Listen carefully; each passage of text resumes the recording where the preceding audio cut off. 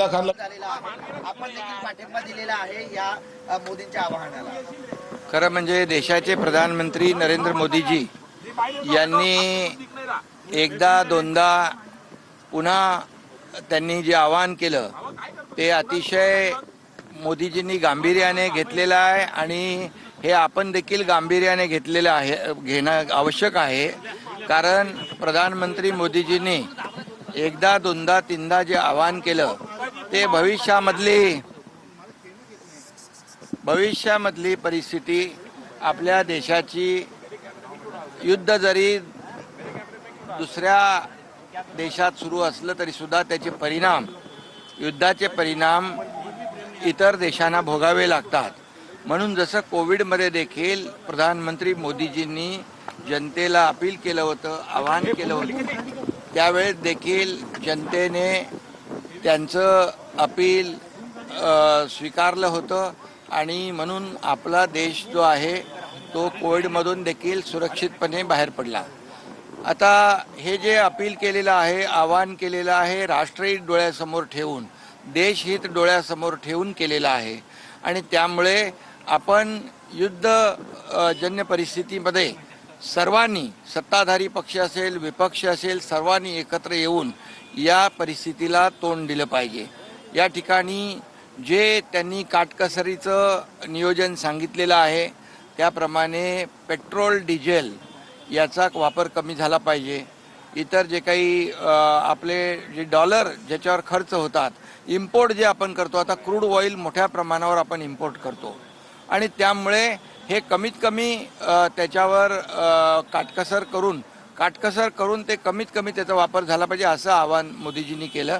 मी स्वतः प्रत्येक भारतीय नागरिकांनी हे स्वीकारलं पाहिजे। हे देशहितासाठी आहे आणि देशहित सर्वतोपरी आहे आणि मोदीजींनी नेहमी नेशन फर्स्ट हाच विचार केलेला आहे आणि म्हणूनच आज मी स्वतः या ठिकाणी इलेक्ट्रिक व्हेकल जे आहे त्याचा वापर केलेला आहे आणि इतर ज्या काही गाडी ज्या माझ्या ताफ्यामध्ये ज्या आवश्यक सुरक्षेविषयक आवश्यक ज्या गाड्या आहेत तेवढ्याच गाड्या या माझ्या ताफ्यामध्ये राहतील आणि गाड्या देखील जेवढ्या कमी करता येतील तेवढ्या कमी केल्या जातील आणि इलेक्ट्रिक व्हेकलचा जास्तीत जास्त वापर आपण केला पाहिजे। त्याची सुरुवात मी केलेली आहे।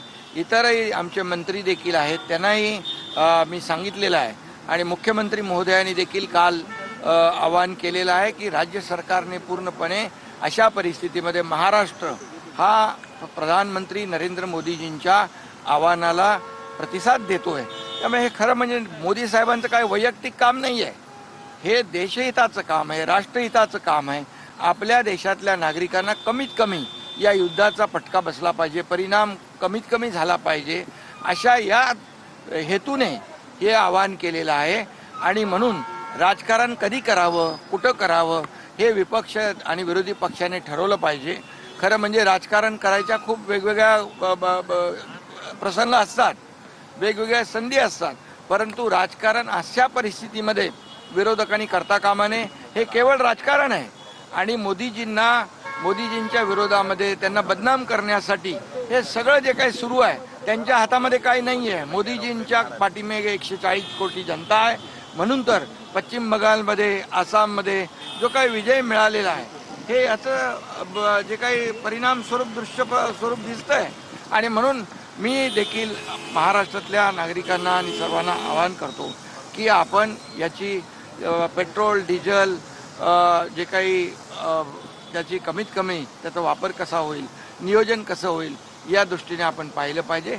हे देशहितासाठी, राष्ट्रहितासाठी आवश्यक आहे। सर, विमानं देखील आता वापरता येणार नाही। ज्या माध्यमातून इंधनाचा वापर कमी करून इंधनाची बचत करता येईल त्या माध्यमातून आपण ती केली पाहिजे। सर, अमोल कोल्हे असं म्हणतायत की अबकी बार तोंड दाबून मुख्यांचा मार, अशा प्रकारे विरोधक जे आहेत नाही, आता विरोधक जेव्हा टीका करतात, आज विरोधकांनी देशातल्या अनेक पक्ष आहेत ज्यांनी जेव्हा मोदीजींवर विरोध केला तेव्हा 140 कोटी जनता मोदीजींच्या सोबत आली आणि मोदीजींना त्यांनी साथ दिली आणि आज काँग्रेसची काय परिस्थिती आहे देशामध्ये, किती वेळा टीका करतात, देशात पण करतात, बाहेर पण जाऊन राहुल गांधी टीका करतात आणि त्याचा परिणाम त्यांना भोगावा लागतो. जनता जी आहे ती सुज्ञ आहे, ये पब्लिक है, सब जानती है. आणि म्हणून विरोधकांनी याच्यामध्ये राजकारण करू नये. या आव्हानाला देश हितासाठी स्वीकारलं पाहिजे. सर हिंदी में जानना चाहेंगे, हिंदी में जानना चाहेंगे आज जो आप मोदी जी के आह्वान को साथ देते हुए आपने इलेक्ट्रिक गाड़ी आज से शुरू की है। प्रधानमंत्री नरेंद्र मोदी जी ने एक नहीं 2 बार 3 बार अपील किया है कि डीजल पेट्रोल ये जो इसका इस्तेमाल जितने कम कर सकते उतने कीजिए. और इसलिए उनके आह्वान जो है वो देश हित में है, राष्ट्र हित में है. और उनका उसमें वैयक्तिक कोई का स्वार्थ नहीं है. ये जो युद्धजन्य परिस्थिति है, युद्ध हुआ है, वो हमारे देश में नहीं हुआ है, लेकिन उसके परिणाम अन्य देशों को भी भुगतने पड़ते हैं. इसलिए भविष्य में आने वाले काल में कोई भी दिक्कत हमारे देशवासियों को ना हो, इसलिए उन्होंने ये निर्णय लिया है. कोविड में भी उन्होंने ऐसी अपील जनता से की हुई थी और उसी वजह से कोविड में भी हमारा भारत